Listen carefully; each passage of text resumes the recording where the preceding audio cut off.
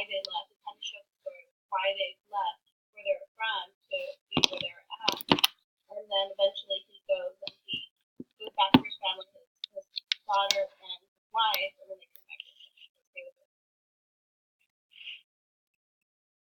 So what I gather from the book, it's about a man who leaves his family to go find work, and his family is his wife and his daughter. And throughout his journey, he like meets different people, and like the way he communicates through like a picture book as well. And he meets when he finally like finds somewhere to stay, he like meets like this creature that kind of like accompanies him throughout like his journey. And as he's like working, the people there like are helping him get more comfortable with his job position. And yeah, he does this all for his family so they could have a better life, and then they soon like reunite after. The same thing, like the man enters when the man's going to a new place for work, and he works for a assembly line, and he meets many people that are also immigrants. And then the man would send his daughter letters folded into a bird, and then the wife and daughter sent him letters saying that they were going to join him soon.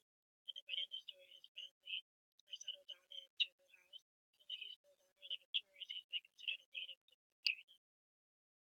Yeah, so we all pretty much have the same summary. He leaves his family behind to go find work, and he's dealing with a new place and the strange things that occur in a new place and new work and all that, and writing back to his family, and then eventually he's able to bring his family back with him. So my next question, some of us have kind of touched base on it, but not like thoroughly. So what is the role of the creature on the cover of the book?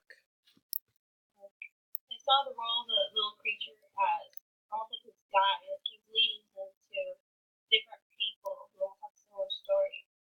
So it was, I think he was working in a different way to, I guess, kind of show him that he wasn't alone and try to connect him to other people. Yeah, I felt the same way. I felt like the dragon or the creature becomes like a comforting aspect to the man's life or throughout his journey, and he accompanies him uh, throughout it as well. And I think in a way it makes him feel like less lonely throughout his journey, because I really got a sense of like, especially in the beginning, like the man seemed very fearful. So I think once that creature really um, stepped in, it kind of like helped him out through his journey and not feel so alone. So the little creature that tags along with him is there to help lighten his overwhelming strangeness or the new surroundings that he faces, and also becomes his friend and helps him feel safe. So I felt definitely the creature like was there to help him familiarize with the strange things going on around his new environment. But I also think that like the creature represents his pet, and since it's like this strange like new place, that it was like a weird, unusual pet because it represents like this strange new place that the guy is coming to. We also kind of touched, well, Roselle kind of touched base on this one, but what do the origami birds that the man folds throughout the book mean to him and his family? When I was looking at the bird, I saw that as something that symbolized connection between him and his family. So even though they weren't in the same place, that was their connection with each other. Yeah, I got the same thing. I guided it more towards the man, so as like a remembrance of him, and like throughout the book, like the bird, like especially the last picture, it like shows like the origami kind of like looking bird. So I definitely feel like it was just like a remembrance of him and like the way like the family could be able to connect, even though they're so far.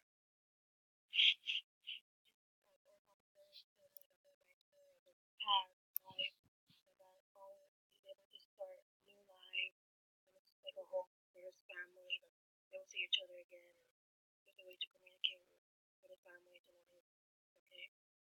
Yeah, it definitely symbolizes family, and I think like theoretically, it's like how they communicate. They send the birds back and forth and stuff because it usually shows them doing it like at the same time.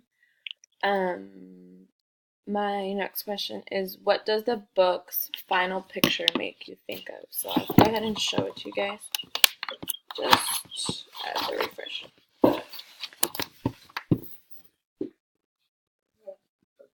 When I saw that picture, I saw that the little creature was taking the daughter and replaced, like, the creature was taking the man originally to go find people like him who had just come over to kind of help and guide him. And now the daughter's taking over and she's going out meeting others who and trying to help them and guide them to where they're at.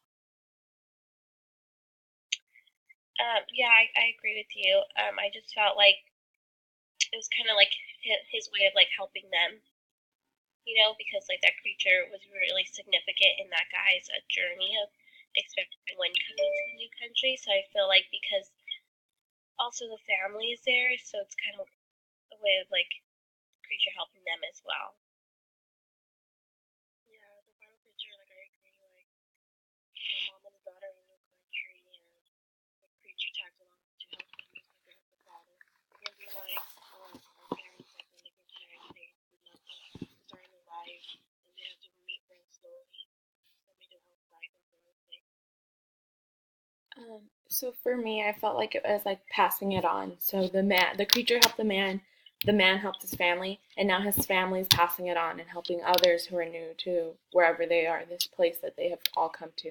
So for me, I felt like I was passing it on because I went from creature to the man, to the man to his family, and now his family, like his daughter and his wife, are moving on and helping others as well. Let's see. So my next question, what age range would you say this book is appropriate for? I would say about 12 years old. That's what it showed listed online. 12 years old.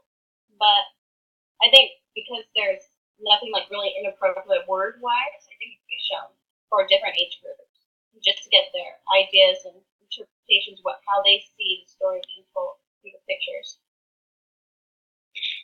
Yeah, so I put this for like good for like a fifth grader because I feel like especially like with this book, there is no words in it. It's just all pictures, so you really have to analyze the pictures to see what kind of emotion or like what's going on. So I definitely feel like at that level, the kids are able to depict pictures like that. Um, but I do think you could show this book to other ages just so they're like more aware of like what kind of books are out there because maybe that will get some interest in it.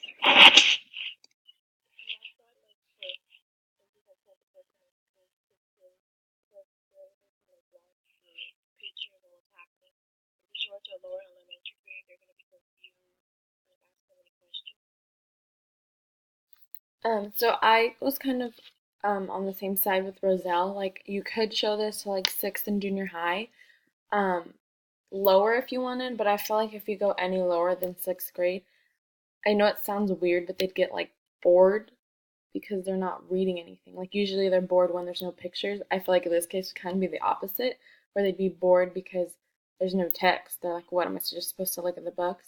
I also think this would be a good book for high school because I think once they're in high school, they're really able to analyze it, and I feel like you can do so many more projects and things like that with high school age because there's no words. I mean, there's really no set grade level it has to be for. I feel like you can just use this book for such a wide variety of things because there's no words, so there's no like reading level. There's no like, oh, this is too easy for high school or things like that. It's just kind of your like analytical skills. So I think that there's such a wide variety of ages you can use it for, but I definitely think that like littler ones would be really bored with this book. And then the last question I have was, what are some activities that you could do after reading this graphic novel? The first idea that came to me was if the teacher could have the novel, go over it with the children, see how they describe the story from the pictures one, and then they could write out their own story, and then using pictures create their own graphic novel, and then present it to the class to that way they could use pictures to tell a story that they want.